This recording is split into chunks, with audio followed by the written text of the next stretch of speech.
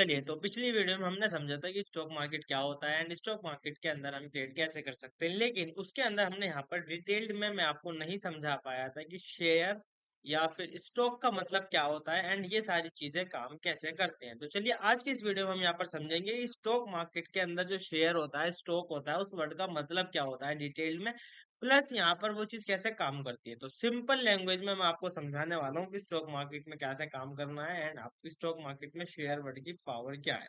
चलिए, तो सबसे पहले यहाँ पर हम समझते हैं शेयर का सिंपल सा मतलब। देखिए, शेयर का मतलब क्या होता है।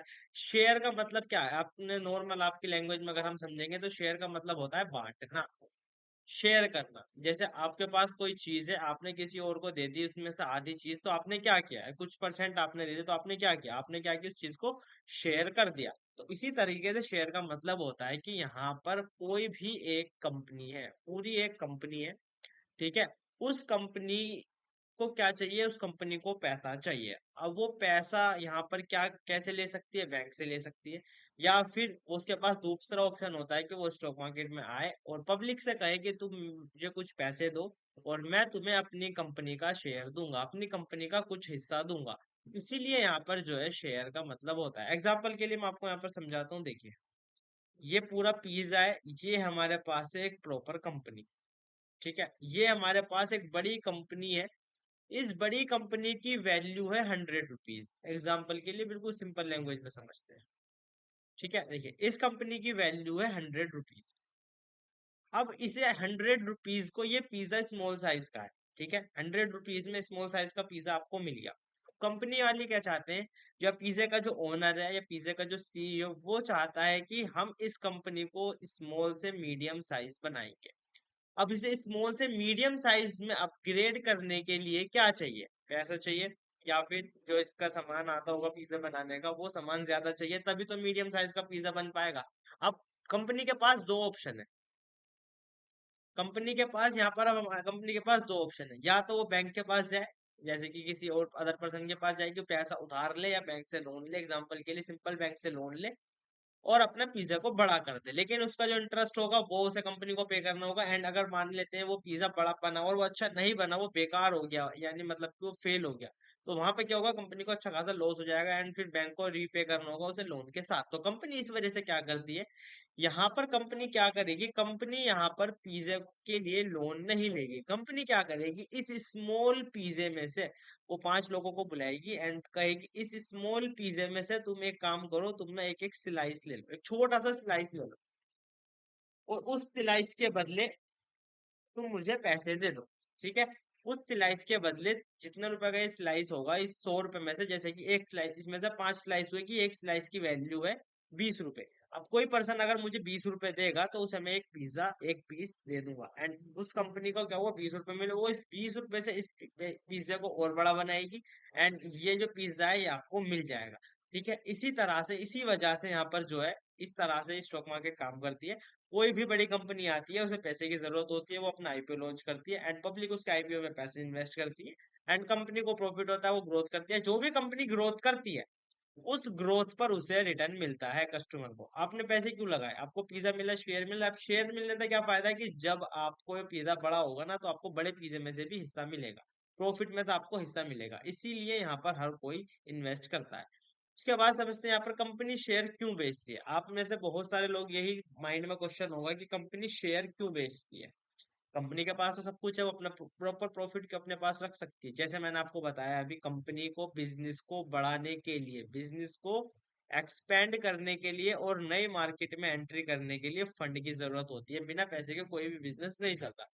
तो पैसा रेज करने के लिए ही, एंड बिजनेस पैसे से ही ग्रोथ होती है, इसी वजह से यहाँ पर कंपनी अपने शेयर्स को बेचती है एंड शेयर्स के बदले में पैसा लेती है और फिर उस पैसे से और ग्रोथ करती है एंड जो ग्रोथ होती है उस ग्रोथ को कस्टमर को भी मिलता है। अब यहाँ पर इन्वेस्टर शेयर क्यों खरीदता है। अब आप सोच रहे होंगे कि मैं शेयर क्यों खरीदूं, आप या फिर कोई भी बड़ा इन्वेस्टर है जिसके पास अच्छा खासा कैपिटल है, ठीक है, तो आप ये सोचोगे कि इन्वेस्टर क्यों खरीदेगा। मैंने अभी आपको बताया अभी आपका एग्जाम्पल के लिए एक बिजनेस चल रहा है, सिंपल लैंग्वेज में समझते हैं, आपका एक बिजनेस चल रहा है, आप उससे अच्छा खासा प्रॉफिट जनरेट कर रहे हो एंड आपके पास कोई एक्स्ट्रा पैसे पड़े हैं, ये आपके एक्स्ट्रा पैसे हैं, ठीक है। अब आप इस एक्स्ट्रा पैसे को अपने बिजनेस में नहीं लगा सकते हो, आपके बिजनेस में जितना कैपिटल की जरूरत है आपने उतना इन्वेस्ट कर रखा है। अब आपके पास जो एक्स्ट्रा पैसे हैं आप उसे किस बिजनेस में इन्वेस्ट करोगे? अगर आप नया बिजनेस ओपन करोगे, अब उसमें लॉस भी हो सकता है, प्रॉफिट भी हो सकता है, आपको प्रॉपर फोकस दूसरे बिजनेस पे शिफ्ट करना होगा, तो उसमें क्या हो, बहुत ज्यादा रिस्क है एंड आपके पास टाइम भी नहीं है। तो आप क्या करोगे, आपके पास जो पैसा है आप ऑलरेडी बड़ी कंपनी के अंदर इन्वेस्ट कर दोगे। इस तरह से आप क्या करोगे, बड़ी कंपनी के अंदर पैसे को इन्वेस्ट कर दोगे, ठीक है। ये आपका पैसा था, आपने एक बड़ी कंपनी में इन्वेस्ट किया। अब कंपनी को पैसा क्यों चाहिए होता है, क्योंकि वो ग्रोथ करती है एंड जब कंपनी यहाँ पर ग्रोथ करेगी तो जितना पैसा आपने इन्वेस्ट किया है वो पैसा भी आपका ग्रो करेगा एंड आपका पैसा यहाँ पर एक फिक्स नहीं रहता कि जितना कंपनी ग्रोथ करेगी उतना आपको रिटर्न मिलेगा एंड अगर कंपनी लॉस में जाती है तो आपका पैसा भी माइनस में जाएगा। मतलब कि आपने प्रॉपर इन्वेस्ट कर दिया, आप उस कंपनी के प्रॉपर पार्टनर बन चुके हो, जितना पैसा आपने इन्वेस्ट किया उस परसेंटेज के हिसाब से आपको वहां पर लॉस प्रॉफिट होगा। इसलिए ही यहाँ पर इन्वेस्टर शेयर को खरीदता है अपने प्रॉफिट के लिए, वजह से यहाँ पर जो भी है इन्वेस्टर इन्वेस्ट करता है। शेयर का प्राइस कैसे बढ़ता घटता है, आपने कभी सोचा है कि शेयर का प्राइस यहाँ पर बढ़ता और घटता क्यों है? जो भी कंपनी स्टॉक मार्केट में लिस्ट हो जाती है उस कंपनी का जो है शेयर्स है, शेयर्स जो है आपका स्टॉक है, स्टॉक मतलब कि कंपनी लिस्ट होने के बाद स्टॉक बन जाता है, उस स्टॉक का प्राइस है वो बढ़ता एंड घटता रहता है। इस तरीके से कभी ऊपर जाता है, फिर साइडवेज, फिर नीचे आता है, इस तरीके से वो बढ़ता घटता रहता है। अब ऐसा होता क्यों? ठीक है, ऐसा इसलिए होता है डिमांड एंड सप्लाई की वजह से। मतलब कि एक कंपनी का, वैसा हमने पिज्जा का एग्जांपल लिया, इस पिज्जे के अंदर कितने पीस है? 5 पीस है, ठीक है। इस पिज्जे के अंदर 5 पीस है, ठीक है। 1 2 3 4 और एक और बना देते हैं। ये देखिए एग्जाम्पल के लिए इस पिज्जे के अंदर सिर्फ और सिर्फ 5 पीस है और इस पूरे पिज्जे की वैल्यू कितनी है? 100 रुपए, ठीक है। अभी यहाँ पर एक पिज्जा की वैल्यू क्या है? 100 रुपए। कंपनी ने क्या किया कि मुझे 20 रुपए पर पीस चाहिए, मतलब कि एक पिज्जे का स्लाइस जो है वो 20 रुपए का है, आप आओ ले जाओ। ले, और कस्टमर कितने हैं? 5 है, ठीक है। तो यहाँ पर कुछ भी नहीं होगा, लेकिन अब हो क्या जाता है कि यहाँ पर 5 की जगह 10 कस्टमर आ जाते हैं, ठीक है। 5 की जगह 10 कस्टमर आ जाते हैं और 10 के 10 कस्टमर कहते हैं कि मुझे पिज्जा चाहिए, मुझे एक पीस चाहिए। अब लेकिन कंपनी के पास कितने पीस है? सिर्फ और सिर्फ 5। तो कंपनी यहाँ पर क्या करेगी, कंपनी अपना प्राइस बढ़ा देगी, कंपनी के जो है शेयर्स है उसकी प्राइस वैल्यू बढ़ जाएगी। अब ये 20 रुपए से हो जाएगी 40 रुपए, ठीक है। अब ये 20 रुपए से हो जाएगी 40 रुपए, प्राइस वैल्यू बढ़ गई क्योंकि डिमांड बढ़ गई यहाँ पर। जितने लोग ज्यादा हुए, डिमांड बढ़ गई, तो यहाँ पर क्या हुआ, कंपनी ने पिज्जा की स्टॉक वैल्यू की प्राइस बढ़ गई। और सेम इसका अपोजिट कर देते हैं, यहाँ पर कंपनी के पास 5 पीस हैं और 5 पीस में से खरीदने वाले कितने हैं? सिर्फ और सिर्फ 2। कंपनी क्या कहेगी, इसे काम करो, तुम 2 ही लोग हो, तुम 2 लोग इसे 40 रुपए में खरीद रहे, 20 रुपए में खरीद रहे थे, तुम एक काम करो इसे 15 में खरीद लो। तो यहाँ पर क्या हुआ, ये जो पूरा पिज्जा है, पूरे पिज्जे की वैल्यू 100 रुपए थी, अगर ग्राहक ज्यादा है तो इस पिज्जे की वैल्यू बढ़कर 200 रुपए हो गई। और जब ग्राहक कम आए, यहाँ पर डिमांड नहीं रही, सप्लाई ज्यादा, पिज्जा ज्यादा बढ़ा है, यहाँ पर पैसा ज्यादा चाहिए और ग्राहक ही नहीं है, कस्टमर ही नहीं है, तो यहाँ पर पिज्जे की वैल्यू फिर घट गई क्योंकि कंपनी को पैसा चाहिए। अब यहाँ पर इसी तरह से जो है शेयर का प्राइस बढ़ता है और घटता है। जब ग्राहक ज्यादा आते हैं तो सप्लाई डिमांड बढ़ जाती है, डिमांड बढ़ती है तो प्राइस ऊपर जाता है एंड जब ग्राहक नहीं होते हैं और स्टॉक ज्यादा होता है, सप्लाई बढ़ जाती है, डिमांड कम हो जाती है, तो स्टॉक का प्राइस नीचे आ जाता है। सिंपल है एंड बाकी आप इस चीज को ना प्रॉपर तरीके से पढ़ भी सकते हो एंड आपको हर एक चीज क्लियरली समझ आ जाएगी। अब हम यहाँ पर चलते हैं नेक्स्ट टॉपिक के ऊपर। देखिए नेक्स्ट टॉपिक क्या है, यहाँ पर price range, profit and loss को समझो। प्रॉफिट एंड लॉस कैसे होता है, देखिए अभी यहाँ पर मैंने आपको बताया कि आपने यहाँ पर प्राइस डिमांड बढ़ गई एंड आपने वहां पर एक 20 रुपए का जो है वो एक पीस खरीद लिया।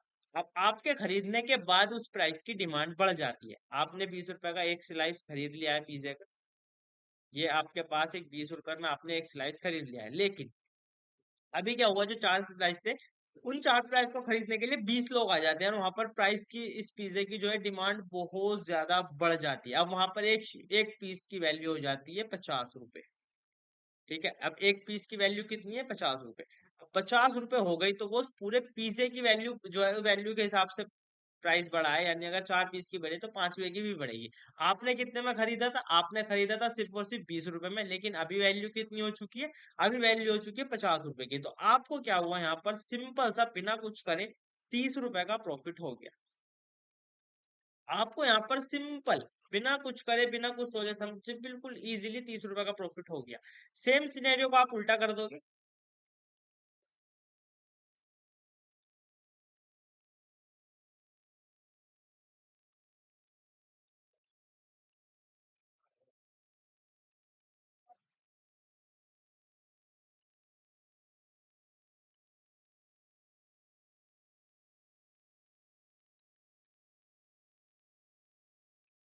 ठीक है, अब आप क्या करोगे, इस सेम सिनेरियो को बिल्कुल अपोजिट कर दीजिए। अपोजिट में आपने ₹20 का चीज खरीदी, ठीक है, और उस प्राइस की सप्लाई बढ़ा दी, कंपनी ने को पैसा मिला, कंपनी ने स्टॉक बढ़ा दिया, और वहां पर कस्टमर ही नहीं आया, तो वहां पर क्या हुआ, उसकी डिमांड सप्लाई बढ़ा दी और डिमांड कम हो गई, तो उस पीस की वैल्यू ₹20 से घटकर रह जाती है ₹10। तो अब आप यहाँ पर आपको क्या हुआ, सिंपल सिंपल मोटा मोटा ₹10 का लॉस हो गया। ठीक है, डिमांड बढ़ेगी, प्राइस बढ़ेगा तो आपको प्रॉफिट होगा, और सप्लाई बढ़ेगी, डिमांड कम होगी तो कंपनी माइनस में जाएगी, कंपनी का स्टॉक का प्राइस माइनस में जाएगा तो आपको लॉस होगा, और कुछ भी नहीं होता। अब आपको क्या करना होता है, अच्छे अच्छे स्टॉक की रिसर्च करनी होती है जिसमें डिमांड अच्छी आ सकती है। जब भी आपने सुना होगा, जो भी यहाँ पर कंपनी अच्छे से ग्रोथ करती है, जिसमें जो भी आपको यहाँ पर स्टॉक आपको लेने चाहिए, वो कैसे स्टॉक लेने चाहिए, जिनके अंदर डिमांड परमानेंट रहे। जैसे कि अगर आप यहाँ पर रिसर्च करने जाएंगे ना, तो आपको ये सारी चीजें समझ में आती है। जब आप थोड़ी बहुत भी फंडामेंटल रिसर्च करते हैं ना, तो आपको यहाँ पर ये सारी चीजें इजीली समझ में आ जाती है। अब उसके बाद यहाँ पर देखिए, शेयर मार्केट रिस्की क्यों है। आप में से बहुत सारे लोगों ने सुना होगा कि शेयर मार्केट रिस्की है, जुआ है, गैम्बलिंग है, यहाँ तो कोई प्रॉफिट नहीं कर सकता है, हमेशा लॉस ही होगा, कुछ भी नहीं हो पाएगा, बर्बाद हो जाओगे, ये आपने हमेशा सुना हो। अब ये रिस्की क्यों है, ठीक है, इसका हम समझते हैं सिंपल सा। देखिए, आप कोई भी एक स्टॉक के अंदर इन्वेस्ट किया, अब उस स्टॉक का जो प्राइस है वो ऊपर जा सकता है और नीचे जा सकता है। ऊपर जाएगा तो आपको प्रॉफिट होएगा, नीचे जाएगा तो आपको लॉस होगा। इतना आपको समझ आ गया। अब रिस्की क्यों है, देखिए, जो आपने पर्टिकुलर स्टॉक खरीदा है, ये पर्टिकुलर स्टॉक किस चीज का है, कब काम करता है, कैसे ऊपर जाता है, कैसे नीचे जाता है, इसकी आपको प्रॉपर रिसर्च की है आपने। आपने प्रॉपर रिसर्च की है, आपको प्रॉपर तरीके से पता है ये जो कंपनी है क्या बनाती है, कैसे बनाती है, क्या सेल्स करती है, ये आपको, जब आप किसी भी कंपनी का यहाँ पर फंडामेंटल एनालिसिस करोगे, आपको सारी चीजें पता चल जाएंगी। ठीक है, और दूसरा ऑप्शन होता है हमारे पास technical analysis and fundamental analysis. जब आप दोनों चीज करोगे ना, तो आपको पता लग जाता है कि किस पर्टिकुलर स्टॉक का प्राइस जो है ऊपर जा सकता है या नीचे जा सकता है। अब ये रिस्की है, अगर आप प्रॉपर बिना रिसर्च करे, बिना किसी एनालिसिस के, बिना किसी के एडवाइस के, बिना किसी सजेशन के, बिना ही कुछ करे, बस रैंडमली आपने देखा कि हाँ मुझे ये स्टॉक अच्छा लग रहा है देखने में, नाम भी अच्छा लग रहा है, तो एक काम करता हूँ मैं इसमें इन्वेस्ट कर देता हूँ। अब आपने यहाँ पर गैम्बलिंग की है। अब आपको नहीं पता है इस स्टॉक में क्या ग्रोथ है, क्या काम करती है, कैसे काम होता है, कुछ होता है, क्या टेक्निकल है इसका, क्या टेक्निकल सेटअप है, क्या फंडामेंटल, आपको कुछ भी नहीं पता। आपने क्या किया, सिंपल सिंपल सा गैम्बलिंग कर दिया। अब आपने रैंडम कर दिया। अब वहां पर क्या हो सकता है, 50-50 चांस है, ऊपर भी जा सकता है और नीचे भी जा सकता है। अब वहां पर कुछ भी हो सकता है, तो आपके लिए क्या हुआ, स्टॉक मार्केट रिस्की हुई। फिर यहाँ पर क्या होता है ना, रिस्क इस वजह से भी होता है, अगर आप थोड़ा सा भी इंट्राडे में चले जाते हो तो उसमें और ज्यादा रिस्क बढ़ जाता है, क्योंकि फ्लक्चुएशन ज्यादा होने लग जाती है, प्राइस बहुत तेजी से ऊपर नीचे करते हैं स्टॉक मार्केट के अंदर, इस वजह से यहाँ पर रिस्क रहता है। प्लस यहाँ पर कोई गारंटी नहीं रहती है रिटर्न की, आपको मिलने को एक एक साल में 200% रिटर्न भी मिल सकता है, और आपका स्टॉक जो है -20%, -50% भी आपको लॉस दे सकता है। इसी वजह से यहाँ पर जो है स्टॉक मार्केट को रिस्की बोलते हैं। अभी देखिए, यहाँ पर long term versus short term stock में क्या होता है। देखिए, लॉन्ग टर्म में क्या होता है ना, आप यहाँ पर जो भी इन्वेस्ट करते हो उसमें बहुत ज्यादा चांस होते हैं ग्रोथ के, क्योंकि एट द एंड आप देखिए, महंगाई बढ़ रही है, हर एक चीज का प्राइस बढ़ रहा है, तो आप अगर आज इन्वेस्ट करोगे तो 5 साल बाद जो आपने किस घर खरीदा था या आपने जमीन खरीद ली, या फिर आपने, आप एक एग्जाम्पल सिंपल सा किसी भी छोटी सी भी चीज का एग्जाम्पल लोगे ना, उस चीज का प्राइस भी 5 साल पहले बहुत कम था, और अगर आज देखोगे ना, आज उसका प्राइस बढ़ चुका है। तो आप एट द एंड क्या करोगे ना, प्रॉफिट में ही रहोगे जब आप लॉन्ग टर्म में इन्वेस्ट करते हो। लेकिन शॉर्ट टर्म में क्या होता है, शॉर्ट टर्म में जैसे कि यहाँ पर आप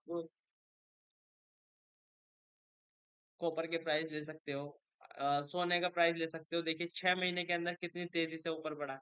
इसी तरीके से बहुत सारी कंपनी जो है ना, फास्ट प्रॉफिट होता है आपको हाई रिस्क के साथ। आप क्या करते हो ना, शॉर्ट टर्म के अंदर बहुत तेजी तेजी से बाय सेल करते हो, इंट्राडे में ट्रेड करते हो, 2 से 3 दिन में एग्जिट करते हो। उसमें यहाँ पर क्या होता है ना, शॉर्ट टर्म में आप एक दिन के अंदर बाय सेल करते हो, आज ही बाय करा, आज ही सेल करा, लॉस हुआ, प्रॉफिट हुआ, इंस्टेंटली बड़ी क्वांटिटी डालकर किया। इसी वजह से शॉर्ट टर्म में थोड़ा सा रिस्क रहता है।